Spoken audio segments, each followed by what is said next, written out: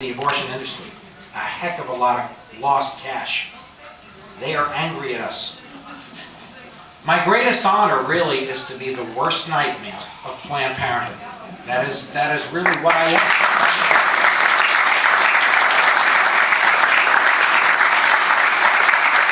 They honor us and our counselors by trying to shut us down.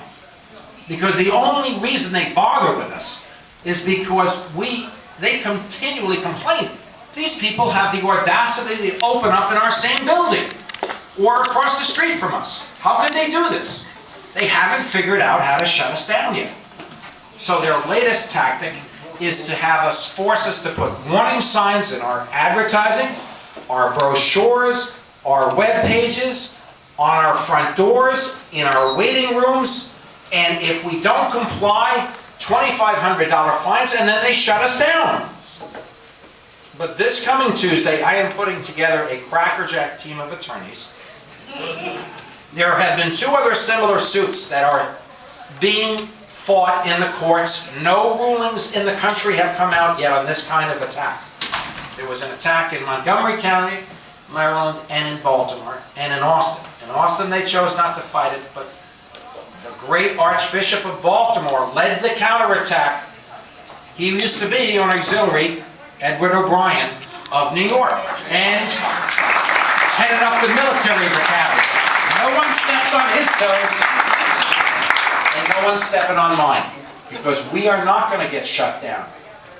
I've had 2 attorney generals, 2 of the most pro-abort and vicious anti-lifers in the country, Robert Abrams and Eliot Spitzer.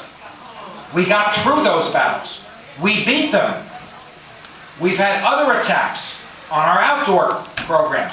2 years ago, they tried to shut us down and have all my staff swept off the street with arrests. We haven't had a single arrest, and this year we'll probably have 1,000 saves at the abortion mills in the South Bronx.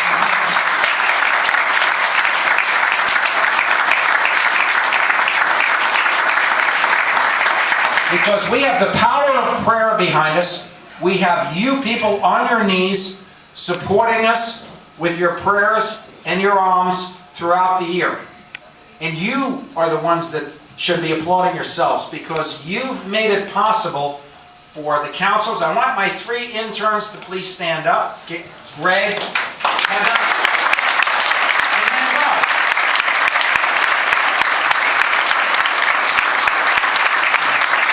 These are 3 of our current 10. Okay, you can say it.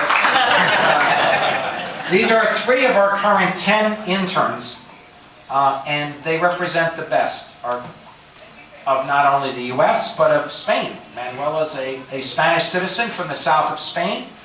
Greg is from upstate New York, and Heather is from California. And the 3 of them have made very serious commitments, as have hundreds of other young people who we continually bring in to train and deploy in the work. As I get more and more gray hair, we have to bring in the young people. They are the movement. Although most of us here have gray hair, these young people are our movement now. We are their prayer supporters. We are their funders. But these are the people. If you come, most of you have been to the March for Life in recent years, and most of you were going from the late 70s, as I was. But we've seen a revolution in that march, where it's now like 85% young people. That is the movement. That's not the future of the movement. That is the current movement. We just have to give them the opportunities to serve the expectant mothers. You see, why do they want to stop us from counseling these girls? They say that we don't tell them the truth. But of course, the devil is the master of lies and deception, and Planned Parenthood and their allies, they are the masters of lies. And they are the ones that are not properly informing the girls and the women about the true risks and side effects and the damage and the dangers abortion presents them.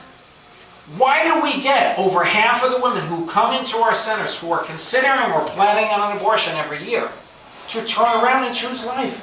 Because they do get the truth. They do want it. They desperately want to have these children.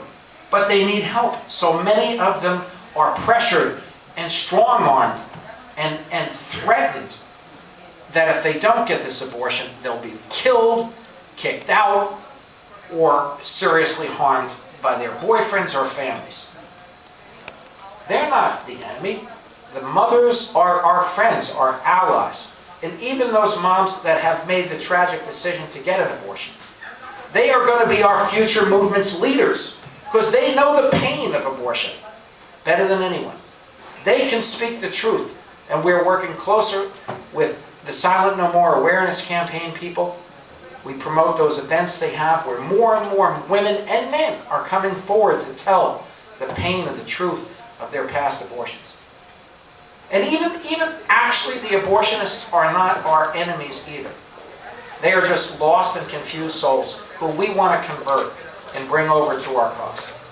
I had the privilege as a young man of getting to know Dr. Bernard Nathanson shortly after he joined our cause. He was still confused. He was still for contraception. He still had exceptions. And I became his friend, even when, there were some in the pro-life movement that wanted to keep him, away. He's a little strange. He had 60,000 abortions under his belt. But he needed further conversion, and I had the privilege of being his confirmation sponsor into the Roman Catholic Church.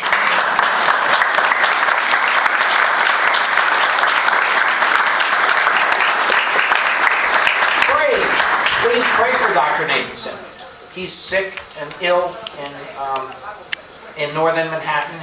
He's still alive, not well, and he's got a lot on his heart and soul. And this man really started a wave of conversions of former abortionists and clinic workers to come over to our side. We credit him with the Eclipse of Reason and the Silent Scream, two amazing videos that we still use. We use them out on the streets, and Manuel can tell you they have a stunning impact on the Spanish speakers in Jackson Heights who will surround the table watching the Silent Scream in Spanish.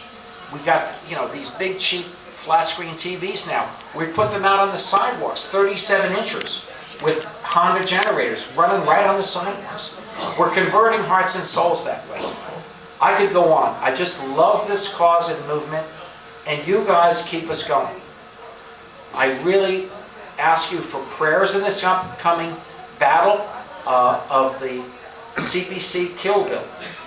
They want to kill us. They want to put us out of business. But nobody is going to fight them harder than me. And no one depends more for that tenacity and fighting spirit than I depend on you.